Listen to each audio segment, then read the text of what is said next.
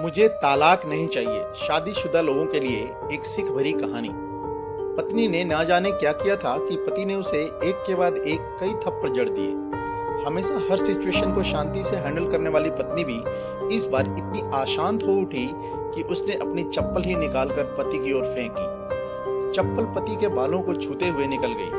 ये किस्सा यहीं पर खत्म हो सकता था, मगर पति ने इसे अपनी मर्दानगी का विषय बना लिया और बात बद से बदतर होती चली गई। रिश्तेदारों ने भी आग में घी का काम किया था।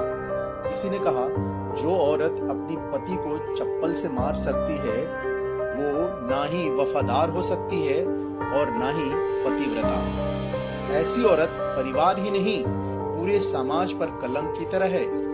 बीवी के पक्ष वाले भी कहां पीछे रहने वाले थे। किसी ने कहा, 21वीं सदी में भी जो स्त्री के साथ मारपीट करता है उसे जेल भेज दिया जाना चाहिए।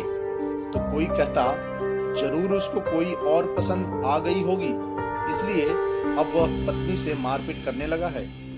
बात कोर्ट तक पहुंच गई। दोनों पक्षों ने एक दूसरे के खिलाफ केस फाइल कर दिया। पति ने चरित्रहीन होने का तो पत्नी ने दहेज और शारीरिक उत्पीड़न का आरोप लगाया।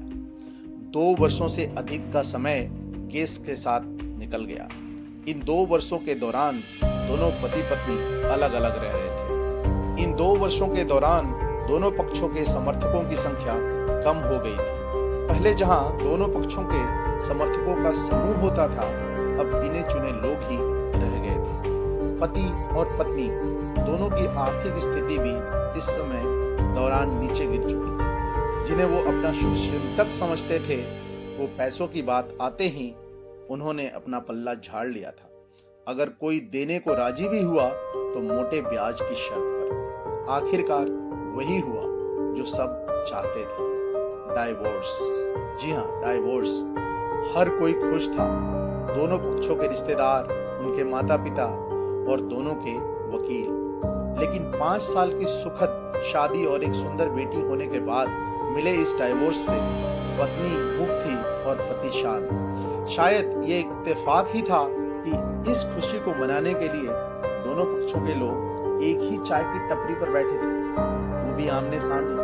इत्तेफाक इसलिए क्योंकि ज्यादातर लोग जो एक दूसरे के विरोध पक्ष को सपोर्ट कर रहे थे, वे एक दूसरे को अच्छे से जानते भी ना थे। पति पत्नी भी इन सभी से दूर एक दूसरे के सामने मेज पर बैठे थे। पत्नी ने पति से कहा, अब तो खुश होगे ना? तुम्हारे मन की जो जीत हुई मुबारक हो। तुम भी तो आज जीत गई हो। मुझसे तलाक तो तुम्हें भी मिल गया। Congratulations to you too. पति ने कहा, तलाक को तुम जीत का प्रतीक समझते हो? पत्नी ने पूछा। पति चुप रहा। थोड़ी देर शांति के बाद पति ने कहा, मुझे तुम्हें 5 लाख रुपए अभी और हर महीने 8,000 देने का कोर्ट का आदेश है। अभी मेरे पास पैसे नहीं हैं, इसलिए हमारा मतलब मेरा जो सिटी में फ्लैट है उसे तुम्हारे नाम कर देता हूँ। पत्नी बोली, लेकिन उस फ्लैट की कीमत तो 18 लाख की है। हाँ, लेकिन हमारी बेटी जो तुम्हारे साथ ही रहेगी, आगे जाके उसके खर्चे भी बढ़ेंगे, तुम्हें थोड़ी आसानी होगी। पति ने कहा, नहीं नहीं, मुझे सिर्फ 5 लाख ही देना और तुम हर महीने 8,000 तो देने ही वाले हो। मैं मैनेज कर लूंगी। अगर 5 लाख नहीं है तब भी कोई बात नहीं। दोनों फिर शांत हो गए। पति सोचने लगा कि कितनी भोली और समझदार है ये औरत, जो कुछ समय पहले तक मेरी पत्नी थी और अब अनजान। यह वही है जो कम से कम खर्चे में घर चलाती और पैसे बचाकर मेरे जन्मदिन और बर्थडे पर हमेशा मेरे लिए नए कपड़े खरीद लाती।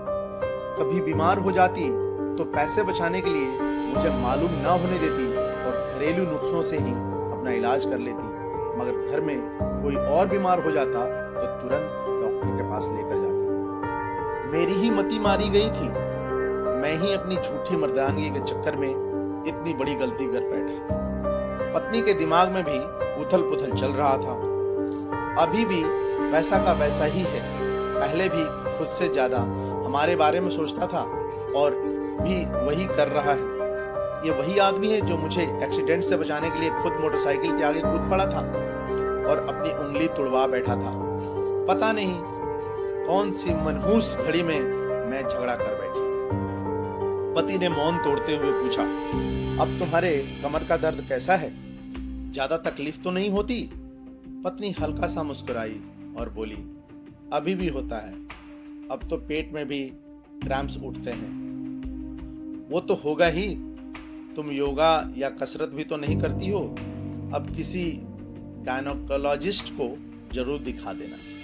पति ने कहा, तुम बताओ, तुम्हारा अस्थमा कैसा है? क्या अब भी दौरे पड़ते हैं? पत्नी ने पूछा, हाँ पड़ते हैं, पहले से ज्यादा, क्योंकि अक्सर इनहेलर भूल जाया करता हूँ। याद दिलाने के लिए तुम जो नहीं हो अब। पति बोला। पत्नी की आंखों में आंसू आ गए। वो बोली, तुम्हें मेरे चरित्र पर सवाल नहीं उठाने चाहिए थे, तो ये परिस्थिति आती ही नहीं। हाँ, मैं जानता हूँ तुम बहुत अच्छी हो, मुझसे गलती हो गई, बहुत बड़ी गलती। मैं लोगों के साथ बहकावे में आ गया था। पति बोला, तुमने भी तो मुझ पर दहेज का इल्जाम लगाया था। वो बोला, गलत था और इस बात का मुझे भी पछतावा हुआ। पत्नी ने कहा। पति कुछ कहना चाह रहा था लेकिन हिचकिचा रहा था। पत्नी ने पूछा, कुछ कहना चाहते हो? वो बोला, क्या सब पहले जैसा नहीं हो सकता? क्या मतलब? पत्नी बोली, मतलब कि हम फिर से पहले की तरह पति पत्नी बनकर, सच्चे दोस्त बनकर नहीं रह सकते? पति बोला, पर यह डिवोर्स के पेपर दिखाते हुए पत्नी ने कहा, फाड़ देते हैं। पति ने अपने पास रखे डिवोर्स के पेपर फाड़ते हुए कहा। पत्नी ने भी अपने पास रखे पेपर फाड़ दिए। सभी हैरान थे, वकील, रिश्तेदार और उनके माँ बाप। पति पत्नी दोनों एक दूसरे के हाथ में हाथ पकड़े अपने घर की तरफ चल गए। दोस्तों, ये कहानी उन हर पति पत्नी के लिए बड़ी सीख है जो छोटी छोटी बातों पर लड़ते हैं और इन झगड़ों को बड़ा बना के अलग होने का डिसीजन लेते हैं। प्यार और झगड़ा तो एक सिक्के के दो पहलू हैं।